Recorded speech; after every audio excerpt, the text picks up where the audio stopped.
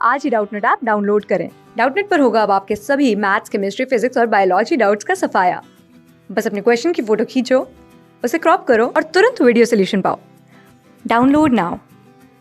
नमस्कार दोस्तों, डाउटनेट में आप सभी का स्वागत है। हमारा आज का प्रश्न है, निम्नलिखित गद्यांश को ध्यानपूर्वक पढ़कर पूछे गए प्रश्नों के उत्तर दीजिए। आधुनिक शिक्षण संस्थाएं ही नहीं बल्कि परिवार एवं समाज के अन्य सदस्य भी अपने कार्य एवं व्यवहार से मनुष्य के शिक्षण में सहायक होते हैं। किसी भी क्षेत्र विशेष के लोगों पर उसके क्षेत्र का प्रभाव स्पष्ट रूप से देखा जा सकता है। यह प्रभाव भाषा ही नहीं व्यवहार में भी दिखाई पड़ता है। इस तरह की शिक्षा को अनौपचारिक शिक्षण के अंतर्गत रखा जाता है। इस तरह सामान्य रूप से शिक्षा की दो प्रणालियां होती है, औपचारिक शिक्षा और अनौपचारिक शिक्षा। मुक्त विद्यालय एवं विश्वविद्यालय अनौपचारिक शिक्षा के ही उदाहरण है। इसके अलावा परिवार के सदस्य भी बालकों की शिक्षा में प्रत्यक्ष रूप से अपनी जिम्मेदारियों को निभाते हैं। समुदाय के अन्य सदस्यों की भी इसमें सहभागिता होती है। बालक अपनी परंपरा एवं अपने रीति रिवाजों को समाज के अन्य सदस्यों द्वारा ही सीखता है। बालकों पर उसके परिवेश, उसके साथियों का भी प्रभाव पड़ता है।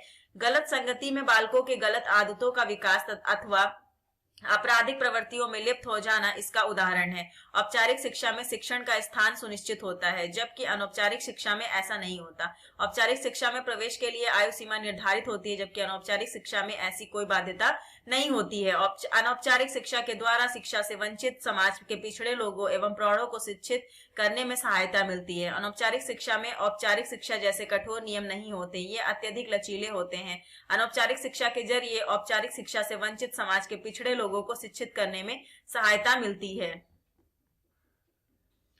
प्रौढ़ शिक्षा एवं स्त्री शिक्षा इसी का उदाहरण है। औपचारिक शिक्षा समाजीय व्यवस्था की एक अपव्यवस्था के रूप में कार्य करती है। इस प्रकार परिवार, संस्कृति, राज्य, धर्म, अर्थव्यवस्था एवं समाज का स्पष्ट प्रभाव होता है, क्योंकि यह इन सभी से प्रत्यक्ष एवं अप्रत्यक्ष रूप से संबंधित होता है। सिर्फ शिक्षा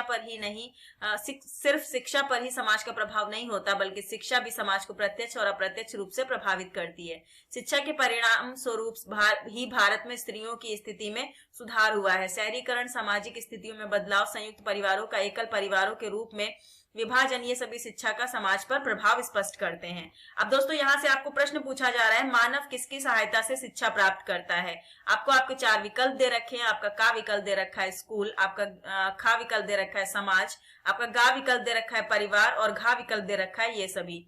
तो दोस्तों, यहाँ पर आपने जैसा कि स्टार्टिंग में ही हमने अपने गद्यांश में देखा कि यहाँ पर आपको दे रखा है दोस्तों, यहाँ पर कि आधुनिक शिक्षण संस्थाएं ही नहीं बल्कि परिवार एवं समाज के अन्य सदस्य भी अपने कार्य एवं व्यवहार से मनुष्य के शिक्षण में क्या होते हैं, सहायक होते हैं। तो दोस्तों, इसी बात से हमको स्पष्ट है कि यहाँ पर मानव के शिक्षण में कौन कौन से सहायता प्रदान कर रहा है।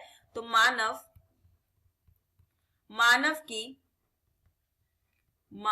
की शिक्षा में स्कूल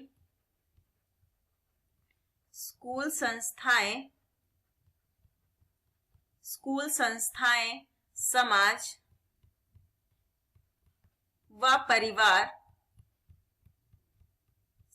व परिवार महत्वपूर्ण भूमिका निभाता है।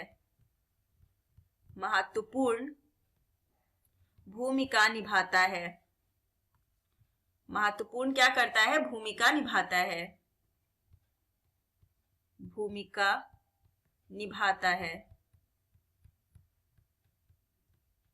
तो दोस्तों, यहाँ पर आपसे पूछा जा रहा है मानव किसकी सहायता से शिक्षा प्राप्त करता है। तो यहाँ पर कौन कौन से हो जाएंगी, स्कूल संस्थाएं हैं, समाज है और परिवार है। तो इन तीनों के सहायता से क्या करता है, वह शिक्षा प्राप्त करता है। तो दोस्तों, यहाँ पर स्कूल, समाज और परिवार, ये सभी जो हो जाएंगे, ये सभी क्या होते हैं, जो मानव की शिक्षा में महत्वपूर्ण भूमिका निभाते हैं। तो आपका जो घा विकल्प हो जाएगा वह कैसा हो जाएगा, बिल्कुल सही हो जाएगा। तो आप लोगों को आपके प्रश्न का उत्तर मिल चुका है। धन्यवाद दोस्तों। क्लास 6 से 12 से लेके नीट, IIT, JEE मेंस और एडवांस के लेवल तक 10 मिलियन से ज्यादा स्टूडेंट्स का भरोसा। आज ही डाउनलोड करें डाउटनेट ऐप या व्हाट्सएप कीजिए अपने डाउट्स 8400 400 400 पर।